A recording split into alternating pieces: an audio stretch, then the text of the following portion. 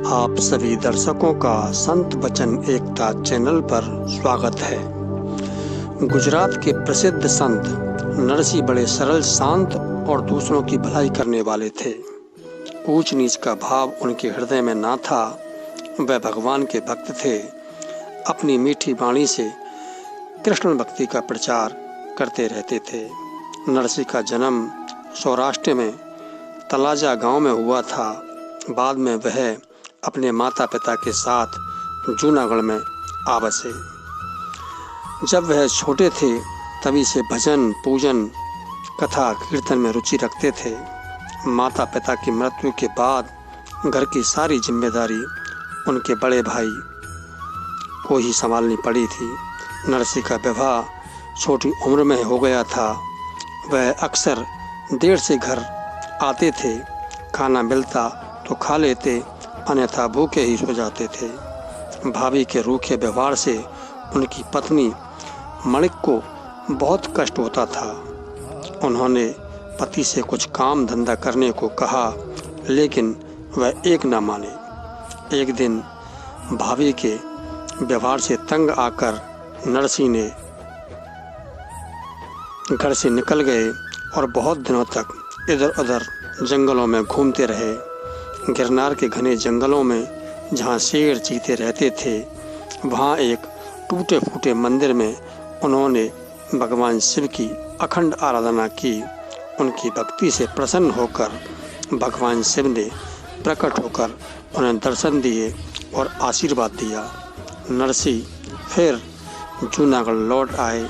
उन्होंने अपना घर अलग बसाया और घर की देखभाल उनकी पत्नी मणिकबाई करती थी और नरसी साधु संतों की सेवा और भजन में लगे रहते थे।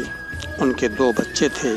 पुत्र का नाम सामलदास था और पुत्री का नाम कुंवरबाई। इससे पहले आप भगत नरसी के बारे में जानें, यदि आप हमारे चैनल पर नए हो तो वीडियो को लाइक करें और चैनल को सब्सक्राइब करें और बेल आइकन दबाना ना भूलें।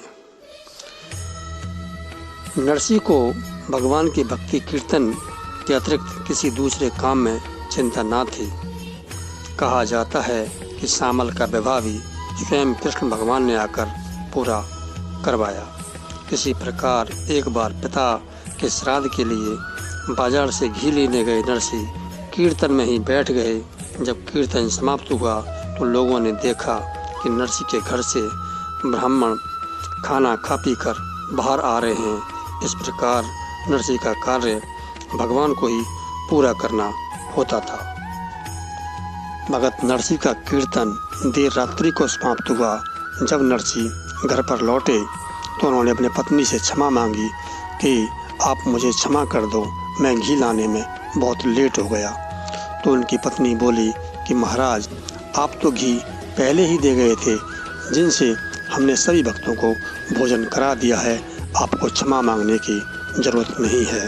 तो भक्त नरसी बोले, आज तुमने स्वयं साक्षात भगवान कृष्ण के दर्शन कर लिए, क्योंकि मैं तो सारा दिन कीर्तन मंडली में व्यस्त था। मैं तो अब घर लौटकर आया हूँ। इस बात को सुनकर उनकी पत्नी बहुत खुश हो गई और उनकी संपूर्ण आस्था भगवान की भक्ति में बढ़ गई। भक्त नरसी मेहता पहले व्यक्ति हैं जिन्होंने अछूतों को हरिजन नाम से पुकारा। जूनागढ़ में अछूतों के घर जाकर कीर्तन करने से उनकी बरादरी के नागर के लोग नाराज हो गए और उन्हें बुरा भला कहने लगे। नरसी ने प्रेम से कहा, मैं तो वैष्णव प्रेमी हूँ। जो मनुष्य में भेद रखते हैं वो हमेशा दुख भोगते रहेंगे। जब पुत्र सामलदास की मृत्यु हुई और पत्नी भी बैकुंठ चली गई, तब भी नरसी कहने लगे, अच्छा हुआ, अब झंझट दूर हुआ। उनकी ईश्वर भक्ति में कभी कमी नहीं आई। नरसी, मीरा और तुलसी एक समय में ही हुए थे। मीरा ने नरसी से भी पत्र द्वारा मार्गदर्शन की प्रार्थना की थी। कहते हैं कि मीरा उन्हीं के प्रभाव से कृष्ण भक्ति में लीन हो गई थी। रोमांडिक जूनागढ़ के महाराज थे। लोगों ने उनसे नरसी के विषय में अनेक शिकायतें की। राजा ने उनकी परीक्षा लेनी चाहिए। महल में विष्णु का मंदिर था। राजा ने कहा, यदि भगवान प्रातःकाल तक स्वयं अपने गले की माला नरसी को पहना देंगे तो वे नरसी को सच्चा भगत मान लेंगे। मंदिर के भीतरी भाग में जहाँ विष्णु की मूर्ति थी, ताला लगा दिया गया था, पहरा बैठा दिया गया था। बाहर मंडप में नरसी ने भगवान का गुणगान किया। लोग मंत्रमुग्ध हो गए। प्रातःकाल महाराज ने देखा कि हार भगवान के गले में नहीं बल्कि नरसी के गले की शोभा बढ़ा रहा है। नरसी बेसुध होकर विष्णु चरणों में पड़े थे। उनके मुख पर असाधारण तेज था। नरसी सचमुच महान भक्त और ज्ञानी थे। अंत में वह भगवान की सेवा और भजन कीर्तन करते करते उन्हीं परमपिता परमेश्वर के स्वरूप में मिल गए। अगर भगत नरसी की भक्ति आपको अच्छी लगी हो तो वीडियो को लाइक करें, शेयर करें, चैनल को सब्सक्राइब करें, बेल आइकन दबाना ना भूलें। प्यारे दोस्तों, नमस्कार।